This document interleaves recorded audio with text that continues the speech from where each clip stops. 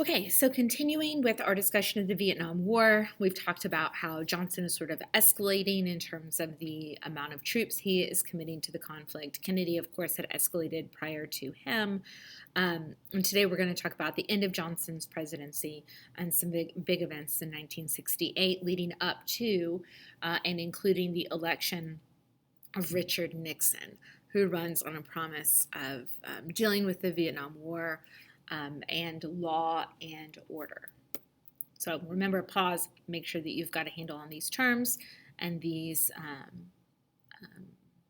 statements of things that you should be able to do.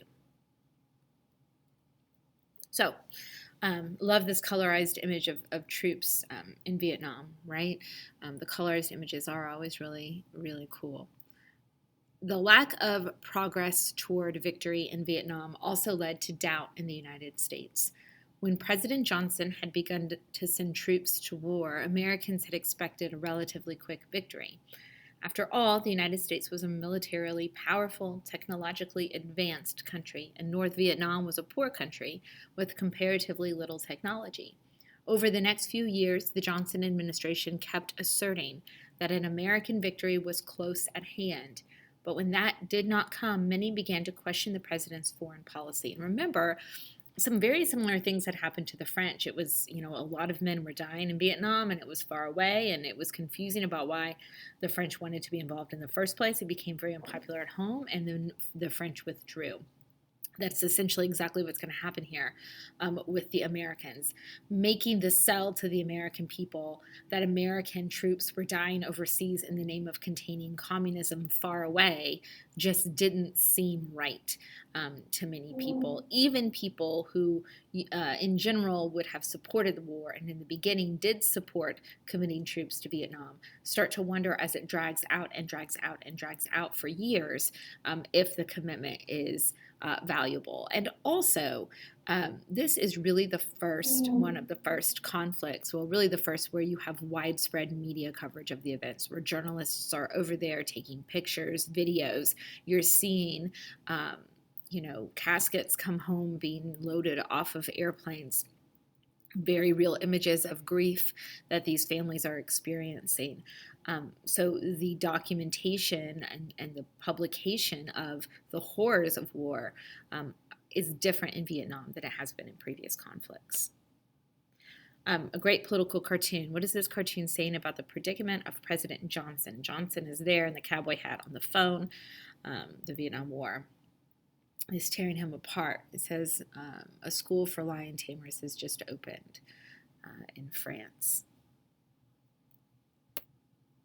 The anti-war movement. Media and government accounts of the war did not add up. So it's two different things. You're seeing pictures of one thing, and the news reports are telling you another, or the government is telling you something different than the news reports, right? Many began to distrust Johnson, wonder if what he's saying is true, that victory is close, and question the war effort in general. You have teach-ins that happen. We've talked about sit-ins. A teach-in is similar to that, but they're trying to share with the public what they think and expose to the public what they think is the reality of the war. It publicizes growing opposition to the war. There's also anger at the draft. A lot of young men are being drafted and forced to fight in the war, but it doesn't seem like the draft is equitable. If you were in college, you could, decline the draft. You could get a deferment, like I'll serve later. African Americans seem to be dying in Vietnam in a disproportionate amount. In 1969, they institute a lottery system in terms of who will go to the draft. It's by state. And in 1971, you have the 26th Amendment, which lowers the voting age to 18, because prior to that, it was older than that in certain states.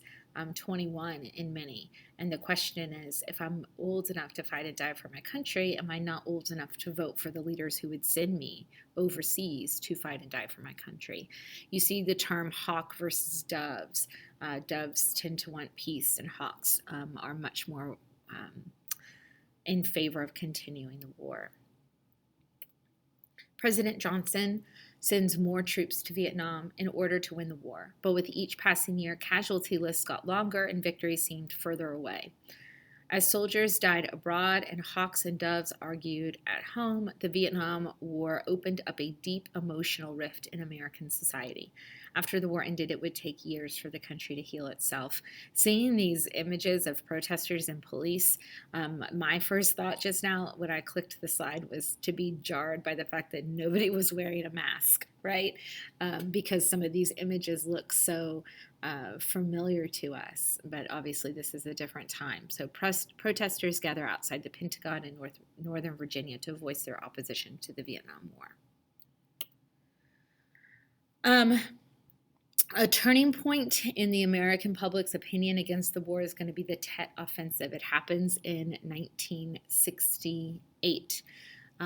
January 30th. It is a series of surprise attacks on so let me back up a little bit.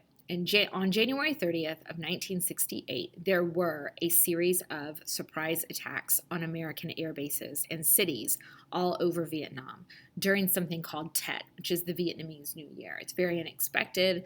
The American public is shocked, outraged, and it's a turning point in terms of public opinion. So even people who had been on the fence about their support for the war effort change here to being against the war effort. President Johnson becomes so unpopular that it's clear he's going to be primaried. Here's what it means to be primaried. It means your own party runs a candidate against you during the primary. That doesn't happen for a president who's running for a second term. So let's say Donald Trump, for example, because he's our most recent incumbent president.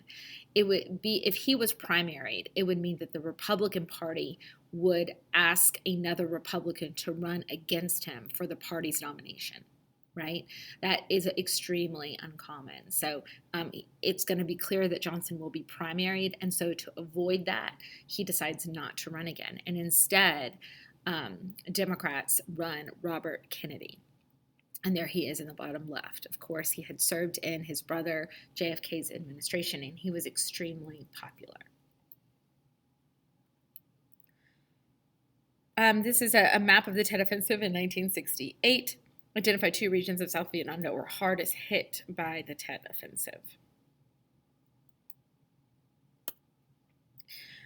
This is an image of an American tank in Saigon following the Tet Offensive of 68. Johnson's decision not to seek re-election in 1938 threw the presidential race wide open. Many Americans believed it provided an opportunity to enact fundamental political and social changes. They argued that the future of the country was at stake.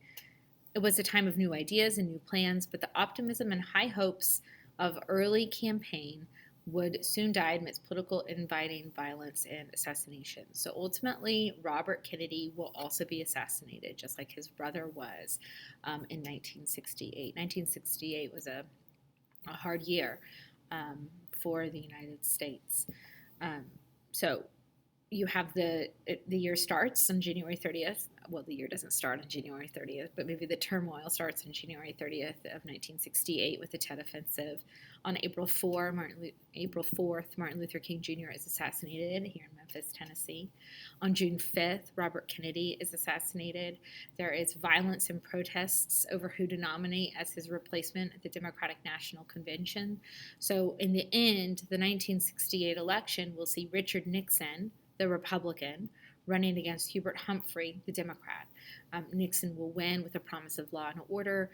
Many of the more progressive, further left is what I mean by that, members of the Democratic Party are frustrated with the choice of Hubert Humphrey as the nominee. And so there's a lot of disillusionment there. I want to say one other thing about opposition to the war, and I think this is the last thing I want to say. Yeah. There is a difference between being opposed to the war and being opposed to the troops fighting the war. And in the years of the Vietnam War and in the immediate aftermath of the Vietnam War, that distinction was not always clear enough. There were many soldiers who came home and felt as though their communities and their country had turned against them because their country had stopped supporting the war. And so in the years since the aftermath of the Vietnam War, there has been a real effort to make a better distinction about not supporting policies versus not supporting people. I hope that makes a little bit of sense, and we'll talk about that more in class. But if there's any questions about this section, just reach out.